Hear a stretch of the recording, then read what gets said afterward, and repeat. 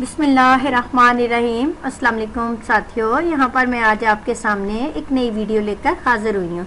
इस वीडियो में मैं आपको बताऊंगी कि किस तरह से होंठों को गुलाबी किया जा सकता है। तो इसके लिए हमें जो है सबसे पहले चाहिए बीट रूट, चुकंदर।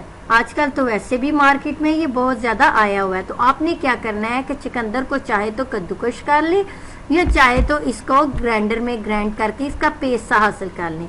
तो अगर कद्दूकश किया है तो फिर उसमें से आपने ऐसा करना है कि उसको निचोड़ के उसके अंदर से जो है आपने 1 चम्मच इसका रस ले लेना है। तो चुकंदर का 1 चम्मच रस और कुछ कतरे आपने इसमें कोकोनट ऑयल के डालने हैं। अगर कोकोनट ऑयल आपके पास नहीं है तो इसमें आप आलमंड ऑयल भी शामिल कर सकते हैं। इसके साथ हमें चाहिए दालचीनी पाउडर। तो दालचीनी पाउडर जो है वो आपने आधा चम्मच लेना है। और इस साथ हमें चाहिए विटामिन ई का कैप्सूल। तो वो सिर्फ हम 1 ही लेंगे। अब आपने क्या करना है कि इन सारी चीज़ों को मिक्स कर लें।